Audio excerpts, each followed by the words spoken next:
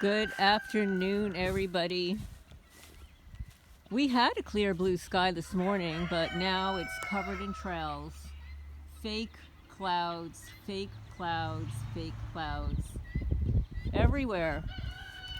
But you know, the criminals never sleep. I mean, the reason you haven't heard from me the last couple of days is because not only have they been radiating my neck and spine, my low back, my hips, no matter what I do.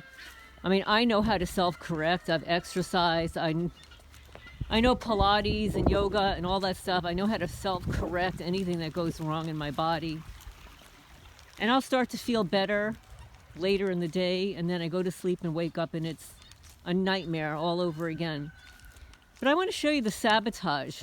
Okay, so when I moved here, I created all these raised beds. I actually had 2 greenhouses here that they sliced up and tore down. I had another greenhouse here that they sliced up and tore down. Then when I tilled this up here last year, just for sunflowers, they planted grass seed in my garden beds. I'm going to show you what they did here. I mean, this was all, at the end of last year, all dug up, cut back, and they plant grass everywhere. Where I should have grass, there's no grass. So look at what they've done here. I actually paid somebody last year to help me with this. And then, actually, this was all cleared a month ago. Maybe a month and a half ago. I wanted to get a head start, knowing I wanted to clear up my garden beds and stuff. So the criminals have planted grass seed in here. All kinds of weeds in between my my concrete pavers, my stepping stones, all in between. And what they do is they're very sinister. They like to go into the corners. They like to plant things in the corners to make it difficult to remove.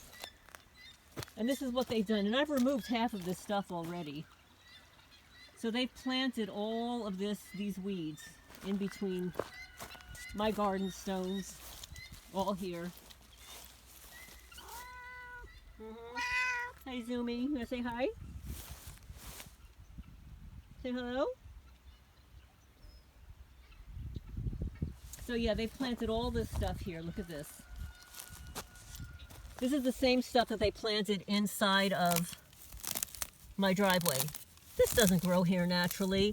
And let's say a couple of seeds wandered here, it wouldn't look like this. It wouldn't be completely covered with grass seed and weeds and whatever. They've completely sabotaged the beauty. I started cleaning it up here yesterday, but it's endless.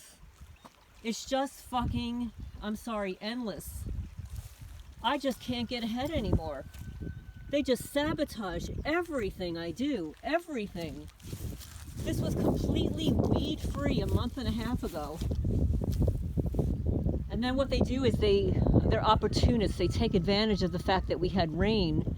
And they probably planted seed here just the way they did in the field back in there last summer.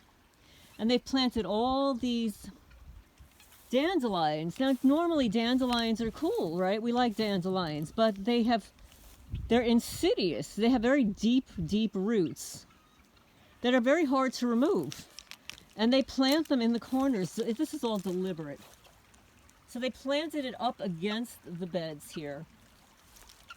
And this is what they do when you own a home. They're insidious.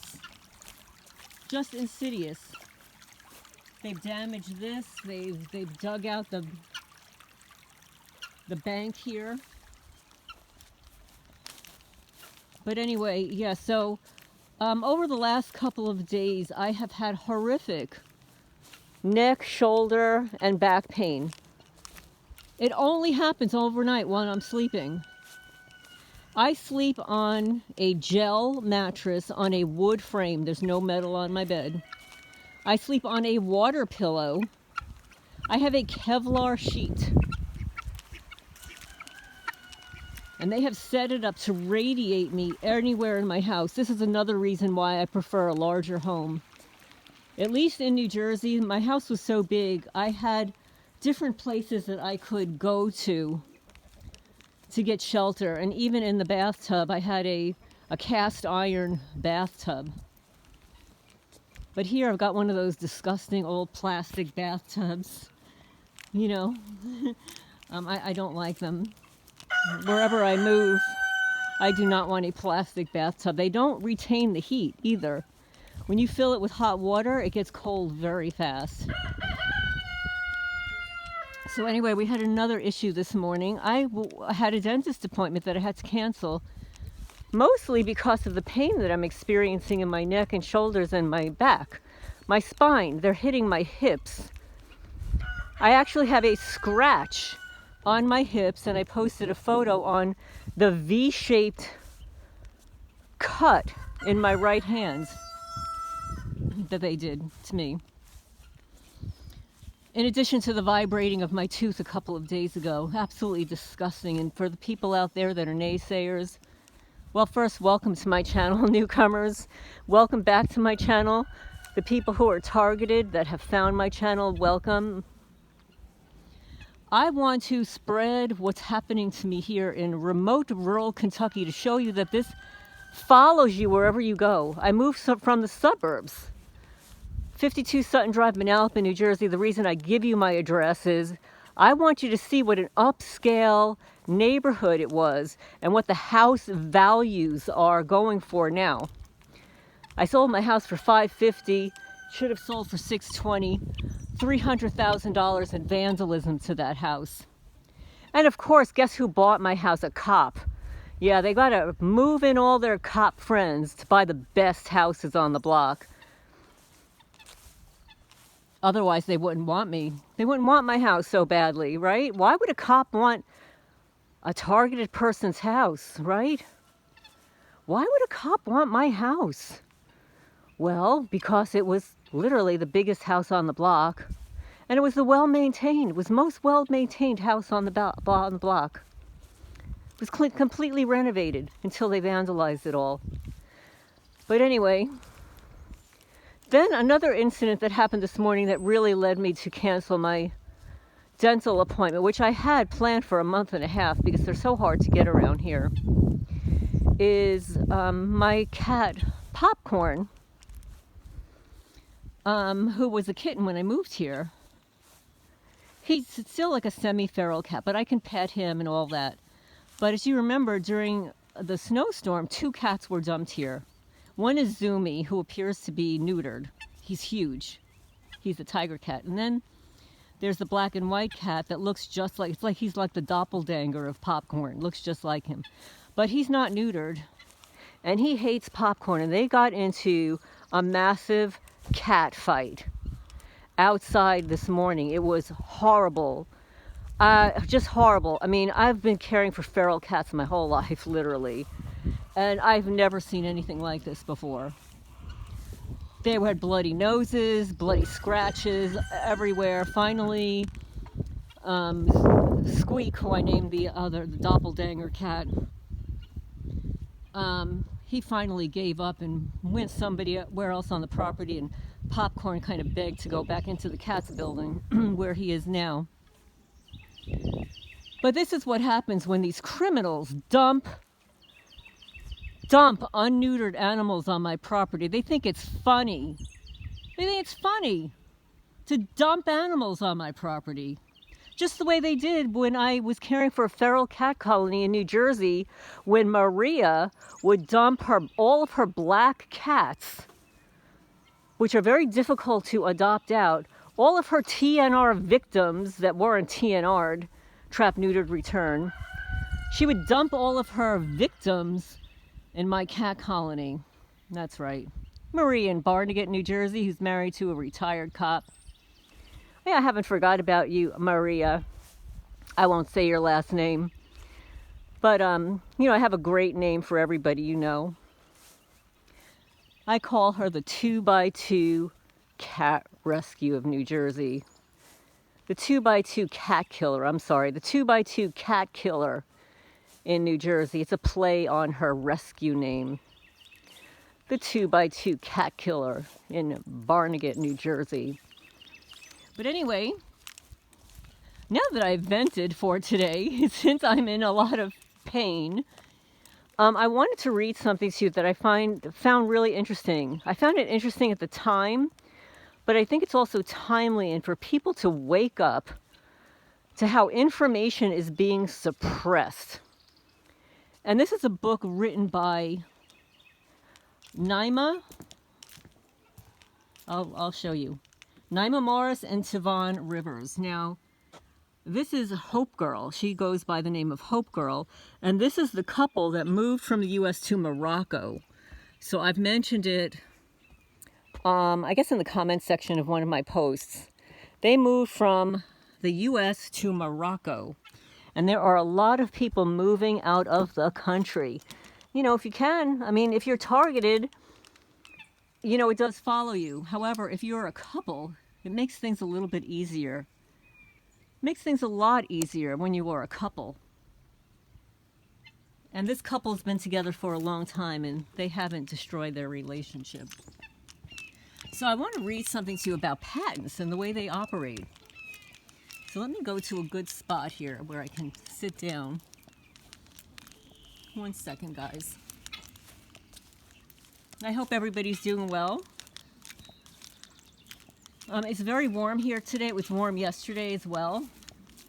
Actually, after I went into town to the sheriff's department to complain about the taxes and go to the PVA office and drop off my complaint letter, I went to get gas for my lawnmower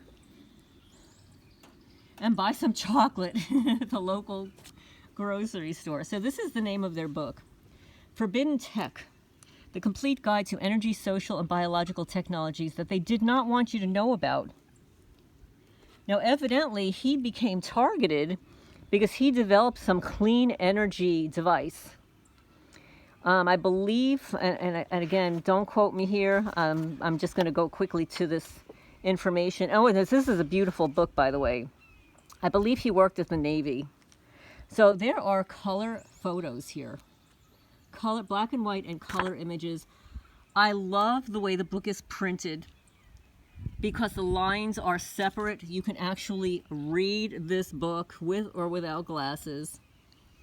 And let me just show you in case you're interested in purchasing it. So this is the table of contents. Why we wrote this book, common misconceptions, energy vocabulary basics, early inventors and scandals, patents and solutions, energy industry suppression, more alternative energy technology, current large-scale suppression tactics, energy weapons, transhumanism, and the ascent of the new man and solutions. Well, this energy industry suppression, I'm going to tell you that when I lived at 52 Sutton Drive, my neighbor across the street used to work for an energy company, an oil company.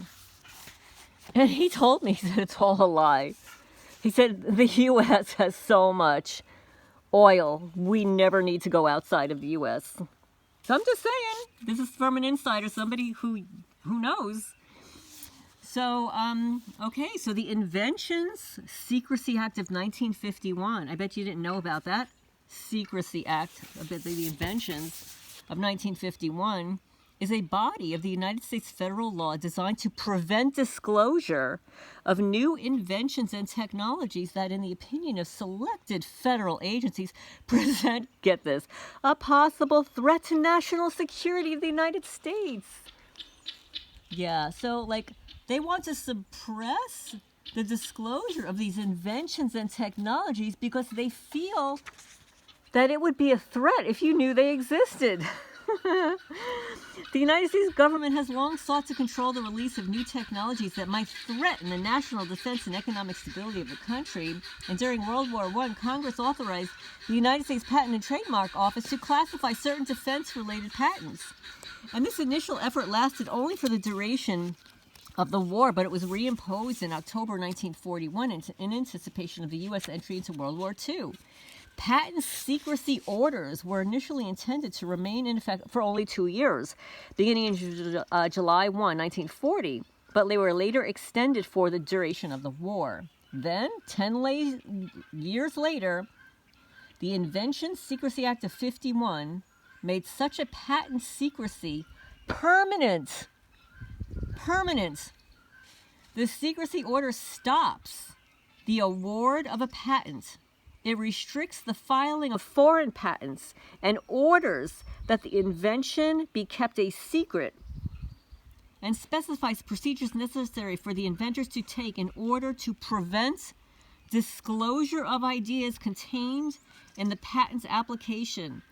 Oh, I wonder if that's where what happened to Nikola Tesla. Oh my goodness. You know what happens. They just disappear you. Just poof, you're gone. The only way an inventor can avoid the risk of such imposed secrecy is to forego patent protection. Imagine working so hard on creating your idea, patenting your idea, to be told that no, in the name of national security, we don't want anybody to know you invented that, and we're not even going to allow you to protect your patent. Over 5,000 patents were censored. By 1991, there were 6,193 patent secrecy orders issued, mostly on private citizens and independent inventors, like all those brilliant kids that are circulating new inventions and stuff. You know what they do with those kids? Okay, this is what they do. They hire them in some of these top companies, and then you'll find them gone in a few years. They'll be gone. As the orders need to be renewed on a yearly basis, the number of orders has shrunk over the years, and as of today, there are still over 5,000 patents censored. Mainstream and government-funded labs and research and education. So in today's society, the typical training for an engineer follows some certain systemic criteria. Many institutions have a specific budget to do research and pay for equipment. In schools, an engineer in training will learn how to do proper measurements, how to properly collect data, and see how it correlates to any kind of expected outcome. In cases of errors, usually you have what you need to fix a problem. This is one of the labs at MIT. That's some office, huh? Some lab. Most of the mainstream scientific research and higher education systems today are funded by government grants and corporate interests. You hear that? If you want to perform scientific research in higher education, you want to get your doctorate, you're mostly going to be funded by government grants and corporate interests. Such funding comes with a set of rules and regulations that must be followed in order to continue to receive that funding, even if the rules are unreasonable. If someone in the command chain makes a decision not to teach a certain topic, that topic is omitted from the body of knowledge. And if someone objects and wants to push forward and teach the topic, then the department might lose its funding. This reality behind curriculum is rarely, if ever, discussed. Instead, it is assumed that the body of knowledge is incorrect or doesn't exist. In some cases, as will be discussed later in this book, what is considered to be science has been decided by a vote. And that's why there's not a lot of research on the need or the not need to jabby-wabby your pets. There is zero, except for the first jabby-wabby, there is no scientific data, and whistleblowers have come forward that it protects the pet for their entire life, because pets don't live as long as adults. So that one little jabby-wabby at 6 months old should last them their entire lives. Any other jabbies for the pets is harmful and causes cancer and tumors. Don't shoot the messenger, guys. I'm just saying, do your research. Examples of government-funded research scenarios. So Harold Ashburton, a degree in engineering from Cambridge University, is the retired head of IBM's European Patent Division.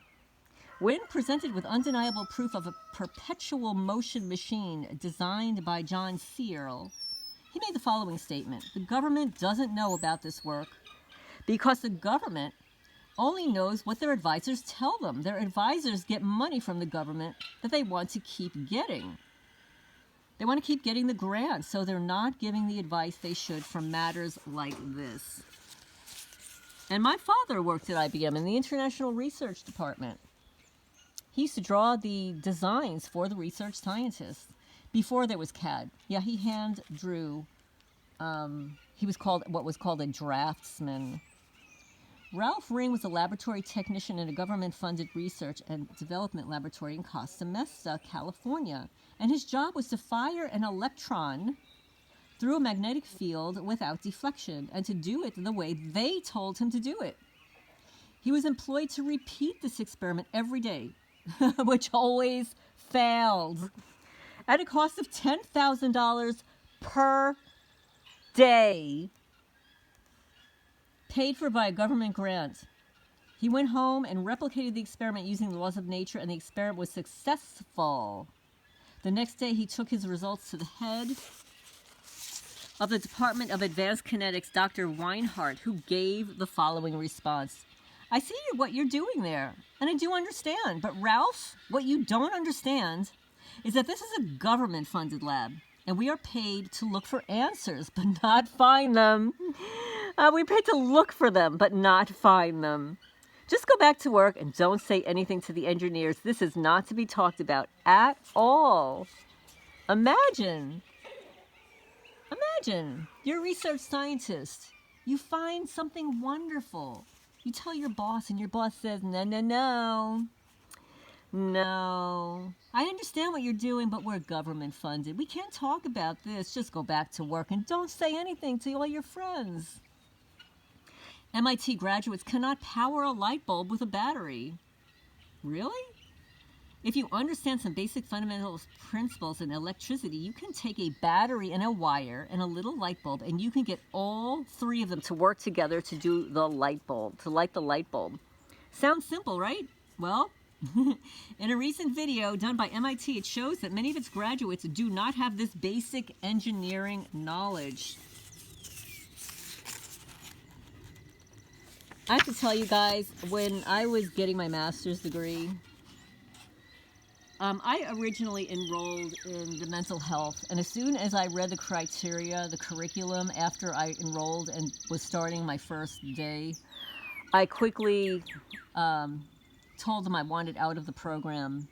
I wanted to switch. I switched to health psychology, and fortunately I was able to get out, but I did have to retake another friggin' ethics course. So now Harvard and MIT are considered to be premier engineering and science institution in the world. On graduation day, students were given a light bulb and battery and a wire and asked, do you think you could light a bulb with a battery and a wire? And immediately most students said that they thought they could do it. Professor Philip Sadler, M. Sadler of Harvard, says, the interesting part about the battery and the bulb question is that people always predict that they can do it. Students say, of course, I can do that. Teachers say, of course, my students can do that. Then when all the students tried and failed to make it work, they gave some of the following excuses. Well, the battery could be dead.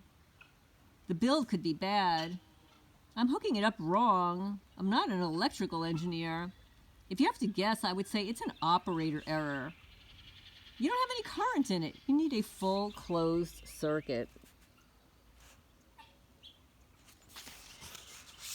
So the Professor Sadler continued to state, it's only after failing that you begin to get upset with the question and think maybe it's a trick question. Maybe this has something to do with manipulating the wires because they couldn't hold all the wires together. But that's not the case. It goes to the fundamental understanding of electricity. If one cannot light a light bulb with a battery and a wire, then everything built upon those basic ideas has problems. We've always assumed that if teachers teach students, they will learn. And one of the students was able to do it, by the way. You can't assume that what is obvious to you has always been obvious. It's going to be that way to somebody else, especially a kid. And that's where you have to stop, regroup, and say, wait a second. Is this really self-evident as you would like it to think? Sometimes the simplest problems in science defy intuition, and the most basic technology is surprisingly difficult to grasp. Is it because we weren't taught? Or is it because of something deeper? Something about the way we think? Okay. So then they go on to grassroots engineering and how they teach engineers in school. They teach them to think. And let me tell you something about engineers, I'm telling you guys. Because I dated quite a few of them. I don't know what it was. I had like a string of PhD engineers that I dated. It's like no matter what I did, I couldn't get rid of the engineers. And they're all very different. But the one underlying commonalities, one, they're very intelligent, but they're obtuse. When I say obtuse, like sometimes cannot see the forest from the trees. They do think a particular way, not a bad way. They think a particular way, and they don't think outside of the box. Like they don't utilize their intuition. And like it has to be this way. And like you look at them like I don't understand it. Maybe it has to do with the fact that I am so horrified when I look at a mathematical problem like algebra. To me, like when you have an unknown and you want to connect them together, you want to add all these unknowns together and you want an answer, that doesn't work for me. I need like the numbers. You got to give me the numbers. Don't give me an A and a B equals C. That makes no sense to me. Like you have to put some numbers in there for it to make sense. Anyway, so it goes into the way you're trained and the way you think, the way your brain operates. And engineers think differently than the general population. Just the way most targeted people think differently than the general population. So one of the best ways to understand the benefits of open sourcing is to study its effects on the industry where this concept was first appeared, like Linux, Oracle, WordPress. They're all open source software projects that have become very successful. WordPress is one of the best software programs for building websites today because so many intelligent minds have the freedom to develop new features for it, so it's continuously evolving and improving. And if I remember correctly, now I'm not sure if I'm getting this straight. So I worked for a guy who's a Yale graduate. I was his personal assistant back in the 80s, right? And he was one of the developers of, I think it was WordPress. Was it WordPerfect or WordPress? But he was one of the developers. He made like quite a lot of money as a result of that. But anyway, I think it was either WordPress or WordPerfect. It was one of those old software projects. Yes, may I help you? Are you photobombing? This is Zoomy. Zoom? I know. Oh, you're so cute. Okay, so cute. So here. So anyway, basically, rather than go into all of this stuff about energy industry suppression, the cover-up, I just wanted to tell you that about the patents. That there are thousands of patents that are suppressed every year. So the writing of this book, it went from 5,000 to 6,100 patents that are suppressed, and the inventors are quieted.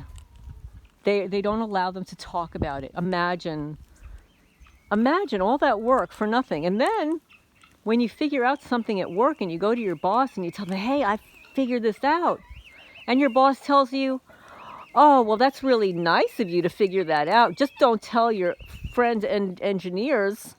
Don't tell your engineer friends because we're government funded and we can't have that.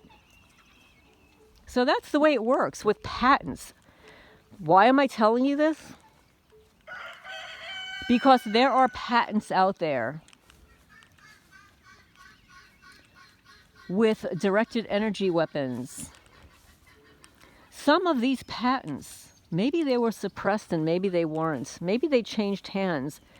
And maybe they're on a blacklist like everybody else here. Maybe they're being utilized nefariously and surreptitiously because, you know, the GOV, they wouldn't steal somebody's patents and then reformulate it and use it as their own, right? They wouldn't do that, right? So they suppress it. They suppress what it does, and then they don't allow anybody else to use it, and then they steal it. reformulate it and use it as their own. You know, like the DOD, Department of Defense, DARPA, you know, my favorite, Bureau of Instigation, works with DARPA. You know, they control insects, and what happens with the insects on your property is they will generate a field around your body to cause you to be an attractor of insects. And that's just the way they control my guineas, harass them with radio frequencies. They can harass insects with radio frequencies too, right, guys? Do they bug you? No pun intended. Do they bug you? Huh? They bug you?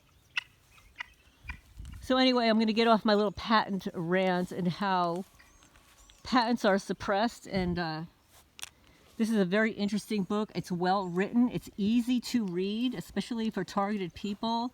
If you've got any eyesight problems, you have glasses, it is so easy to read. Let me show you again. And again, this, if you're subscribed to her newsletter, it's Hope Girl and Sivan. They're in Morocco. They live in Morocco. And Hope Girl has a wonderful newsletter. You could find her, I think it's on Rumble and BitChute. So this is Lorraine Alternative Homesteading. Please hit the thumbs up. If you've gotten this far, hit the thumbs up. Helps the channel grow, get the message out there. We want people to know how patents are suppressed. And I will say that it's not just patents. It goes for trademarks and copyrights. It goes for anything, any kind of intellectual property. And you know that these criminals love to steal intellectual property. They cannot create for themselves, so they have to steal from other people. It's like they cannot create the gardens that I created here in the short period of time with just me, so they have to destroy it. Because they take pleasure in destroying rather than creating, because they have no creative impulse. They're evil. They're joy thieves. That's right. You tell them. You tell them who's the boss. Who's that? Chirp? Is that you? Chirp? Chirpy, chirpy, chew. Guineas. Birdos.